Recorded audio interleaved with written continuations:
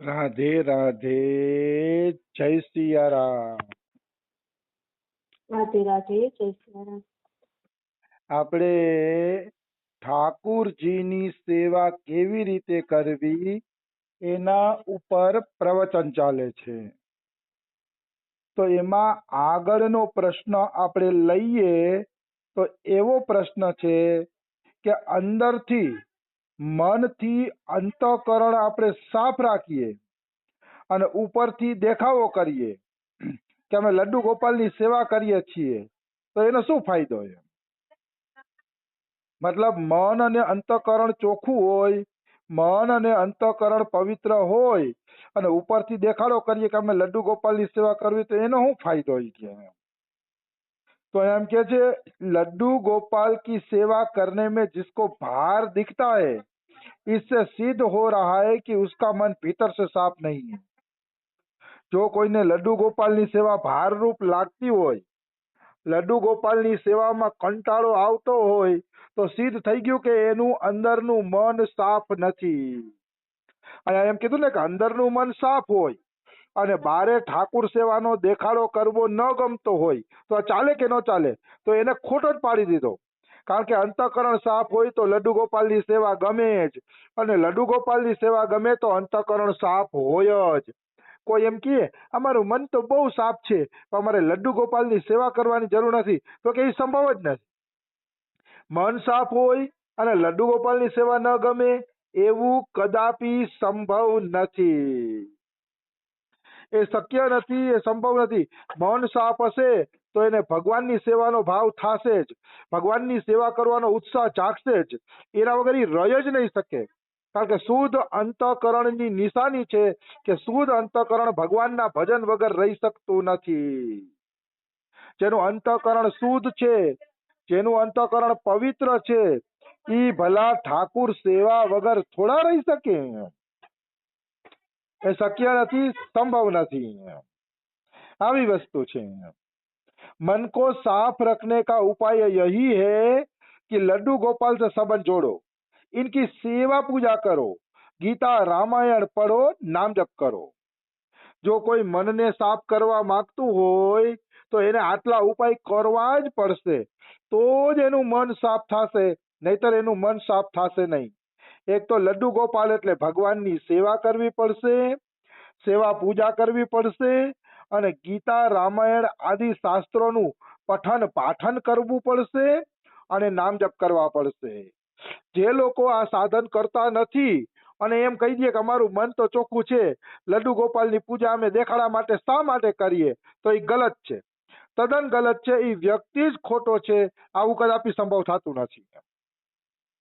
આવું કદાપી સંભવ થાય જ નહીં. મન ચોખ્ખું હોય અને ભગવાનની સેવામાં ભાવ ન થાય, એ બને નહીં. આ બધા છે ને બહાનેબાજીની વાતો છે.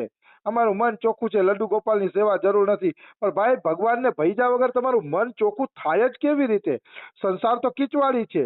સંસારમાં એક જ ભગવાનનું ભજન એવું પાણી છે કે જે પાણી જીવને ચોખ્ખું કરે છે, અને તમે ભજન જ છોડી દો અને વાતો મોટી મોટી કરો કે અમારું મન સાફ છે એટલે લડ્ડુ ગોપાલની સેવાની જરૂર નથી, તો એ વાત જ ગલત થઈ ગઈ.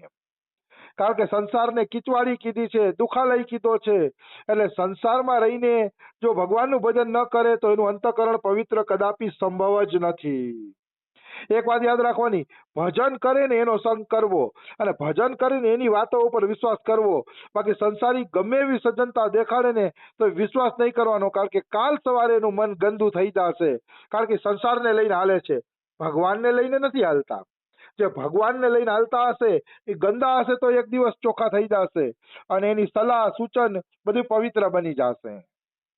જે ભગવાનને લઈને હાલે ને એની તરફ ભાવ રાખવો, કારણ કે એના સુધારાની તો શક્યતા છે. બાકી સંસારમાં રહીને કોઈ સુધરી શકે નહીં. સંસાર ગંદો છે, બેકાર છે અને દુખાલય જ કીધો છે. એટલે સંસારનો ભરોસો નહીં કરવાનો. અહીંયા કોઈ પ્રશ્ન કરે કે ભાઈ આ તો સંસાર ઉપર તૂટી જ પડ્યા છે, તો ભગવાન આપણે સંસારમાં શું કામ મોકલા છે? સંસારમાં એટલે મોકલા છે પ્રભુનું ભજન કરીએ, પ્રભુના ભક્તોનો સંગ કરીએ, અને આમ કરીને આપણે ભવસાગર પાર થઈ જાય. બાકી સંસારમાં ભગવાને સુખ મૂક્યું જ નથી, એટલે સંસાર ગંદો છે. હા, તમે સિદ્ધ બની જાઓ અને કણે કણમાં ભગવાન દેખાવા માંડે તો સંસાર ગંદો નથી. તો વાસુદેવ સર્વમ, કણે કણમાં તમારો પ્રિયતમ પ્રભુ છે, કણે કણમાં તમારો ભગવાન રહેલો છે, તો ગંદો નથી સંસાર. એ હું માનું છું. પણ જ્યાં સુધી કણે કણમાં ભગવાન નથી દેખાતો ત્યાં સુધી સંસારનો ભરોસો કરવો નહીં, ત્યાં સુધી સંસારને ગંદો જ માનવો. કારણ કે ક્યારે આ સંસારની આસક્તિ આપણે પાડી દેશે એ કાંઈ નક્કી નથી હોતું. એમ નિશ્ચિત પાડી દે છે આ સંસારની આસક્તિ. આવી વાત છે.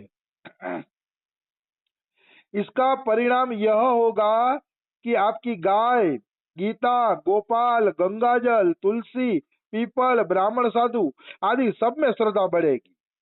કોઈ એમ કહેતું હોય કે અમારું મન ચોખ્ખું છે એટલે અમારે લડ્ડુ ગોપાલની સેવા કરવાની જરૂર નથી, પણ એ વાત જ ગલત છે.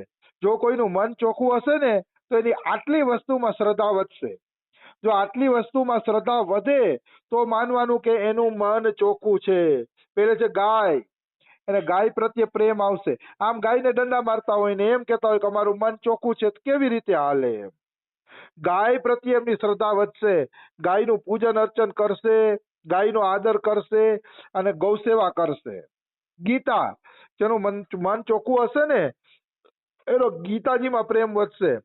ગીતા જેવા શાસ્ત્ર એને ગમશે, ભગવાનની વાતો એને ગમશે, તો માનવાનું કે આનું મન પવિત્ર છે.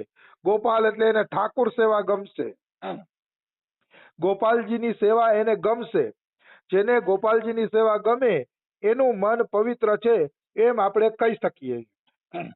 અને ગંગાજળ, ગંગાજળમાં એની શ્રદ્ધા વધશે.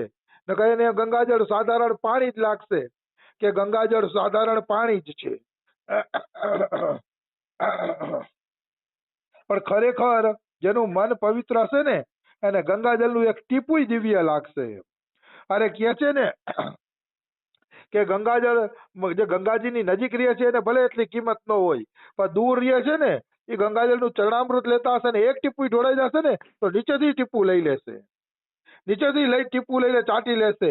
એટલી એની ગંગાજળમાં શ્રદ્ધા થઈ જશે.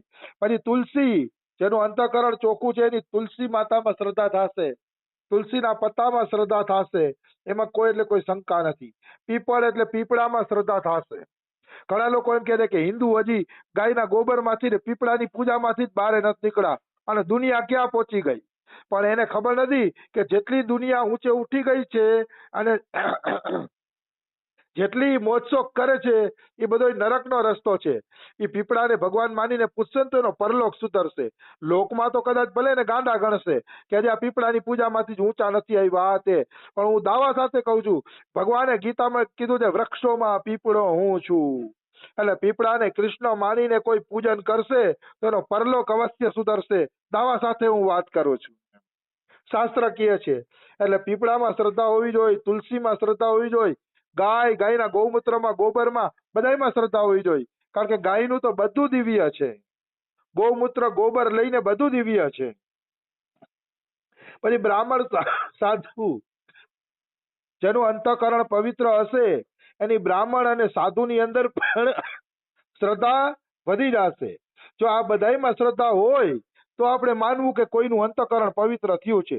બાકી ખાલી એમ કે અમારું અંતઃકરણ પવિત્ર છે એટલે અમારે તીર્થે જવાની જરૂર નથી, ભગવાનની સેવાની જરૂર નથી, કાંઈ નહીં. જો અમારું તો મન ચંગા તો કથરોટ મેં ગંગાવરી એમ બોલે આપણે પાસે. અમારું મન પવિત્ર છે એટલે ક્યાંય જવાની જરૂર નથી. પણ એટલું યાદ રાખવાનું કે આવ્યો વ્યક્તિ બોલતો હશે તેનામાં આટલામાં પ્રેમ હશે, આમાં પ્રેમ ન હોય ને તો માનવાનું કે મિથ્યા વચન બોલે છે, એને ઠાકોર સેવાય કરવી નથી, તીર્થોમાં જવું નથી એટલે આ મિથ્યા વચન બોલે છે. આવી વસ્તુ છે. પછી હું કહે છે કિંમતી આભૂષણ પહનના દિખાવા હે, कीमती कपड़े पहनना दिखावा है, कीमती जूता पहनना दिखावा है, लड्डू गोपाल की सेवा पूजा करना हमारी आवश्यकता है, वह दिखावा नहीं है.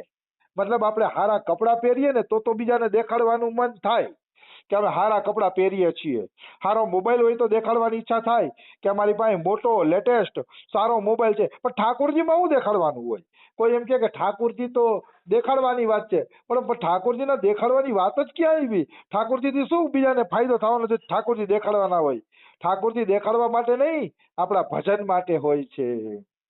ઠાકોરજી તો આપણા પ્રાણથી પ્યારા છે એટલે ભજન માટે આપણે ઠાકોરજીને ભેગા રાખીએ છીએ.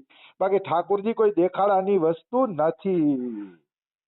હા, મોબાઈલ હોય તો દેખાડીએ, મોટર કાર હોય તો દેખાડીએ, સારા કપડાં, હોનાની ચેન, એ તો આપણે દેખાડી શકીએ, પણ ઠાકોરજીને દેખાડવાની કોઈ જરૂર નથી, કારણ કે સંસાર ઠાકોરજીની કિંમત કરતો નથી, તો સંસારને દેખાડીને શું કિંમત થાય? એટલે ઠાકોરજીને દેખાડવા માટે નહીં, પણ ભજન માટે અપનાવવા જોઈએ, એમ અહીંયા કહે છે।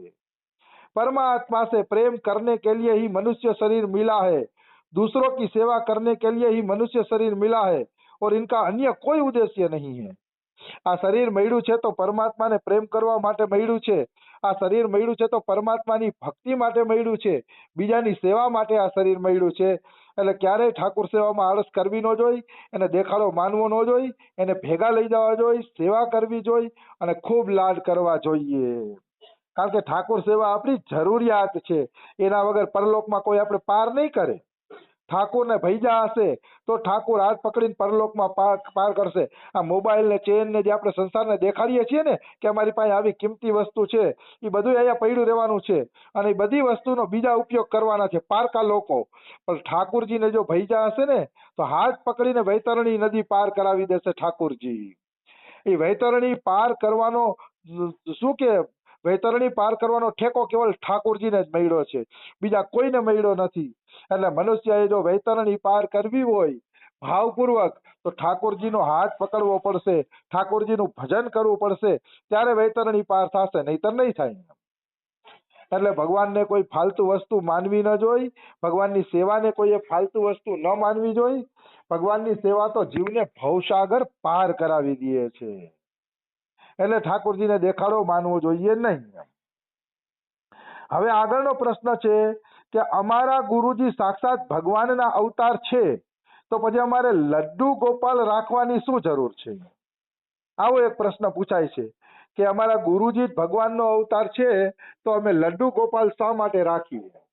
હવે જુઓ, પહેલા તો હું જવાબ આપી દઉં, પછી આનો જવાબ લઈએ આપણે કે ગુરુજી ભગવાન છે, ચાલો એ વાત તો આપણે માની લઈએ કે આપણે આપણા ગુરુમાં ભગવાનનો ભાવ રાખવો જોઈએ, પણ કોને ખબર છે કે આપણા ગુરુ સિદ્ધ છે કે નથી? આપણા ગુરુ કઈ કક્ષાએ પહોંચેલા છે એ તો આપણે કઈ ખબર નથી, એ તો આપણે કઈ જાણતા નથી। તો પહોંચેલા સંતો જેને ભગવાનની પ્રાપ્તિ થઈ ગઈ છે એ જ સંતમાં ગુરુમાં ભગવાનની ભાવના થઈ શકે, જે નથી પહોંચ્યા એ મનુષ્ય જ છે, હાડકા ચામડાના। હવે એ જો આપણે ખબર નથી પહોંચેલા છે કે નથી અને ભગવાન માનીને પૂછશી તો પૂજન કરશી ભગવાન માનીને, તો નહીં આ લોકમાં ફળ મળે નહીં પરલોકમાં ફળ મળે। અને લડ્ડુ ગોપાલને ભાવે કભાવે પૂજ્યા હશે, લડ્ડુ ગોપાલને ભાવે કુભાવે સેવા કરી હશે તો લોક અને પરલોક બેયમાં ફળ મળશે, કારણ કે આ ગેરંટી છે, આ ગેરંટી નથી।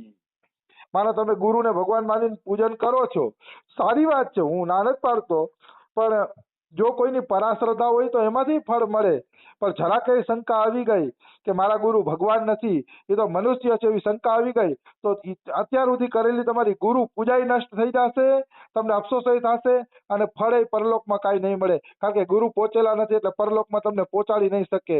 કેટલી સુંદર વાત છે કે લડ્ડુ ગોપાલની જ સેવા કરવી જોઈએ, કારણ કે લડ્ડુ ગોપાલમાં પૂરી ગેરંટી છે કે જેટલું ભજન કરશો એટલું તમને મળશે જ, ચોક્કસ મળશે, અને કોઈ દગો ફટકો થવાની કોઈ શક્યતા નથી। એટલે ગુરુને ભગવાન માનીને આદર કરો, એવું મંદિરમાં ગુરુનો ફોટોય રાખો, વાંધો નહીં, ભગવાન માનીને પૂજન કરો, પણ મુખ્ય તો લડ્ડુ ગોપાલ જ હોવા જોઈએ, મુખ્ય તો ભગવાન જ હોવા જોઈએ, કારણ કે ભગવાનમાં છે ને ગેરંટી વાળી વાત છે। જો ભગવાનનું નામ છે, ભગવાનની સેવા પૂજા છે, ભગવાનનું ધામ છે, આ બધું છે ને ચિન્મય છે, એ બધી ગેરંટી વાળી વાત છે। તમારા ગુરુ ભગવાન છે કે નહીં એ સંશય છે, પણ એના કરતા ભક્ત ચરિત્ર વાંચો ને, ભક્ત ચરિત્ર વાંચો તો ભક્ત ચરિત્ર બધા સીધા જ ભક્તો થઈ ગયા છે, એટલે એને ભગવત સ્વરૂપ માની શકાય અને એનો ફોટો રાખી શકાય, પણ ગુરુમાં બહુ ધ્યાન રાખવું પડે એમ, કારણ કે ગુરુ સમર્થ છે કે નહીં આપણે ખબર નથી, એટલે ગુરુનું પૂજન તો કરવું જોઈએ ભાવથી, પણ લડ્ડુ ગોપાલ અને જે ભક્તો સિદ્ધ થઈ ગયા છે, શાસ્ત્રમાં જેને પ્રમાણિત કરી દીધા છે એવા જ ભક્તોના ચરિત્રોનું અધ્યયન મનન ચિંતન કરવું જોઈએ અને લડ્ડુ ગોપાલનું ભજન કરવું જોઈએ, એટલે તમને પૂરું ફળ મળશે।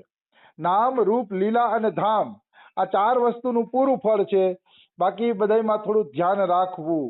એટલે ગુરુને ભગવાન માનો એમાં વાંધો નથી, પણ સેવા પૂજા લડ્ડુ ગોપાલની જ કરવી જોઈએ।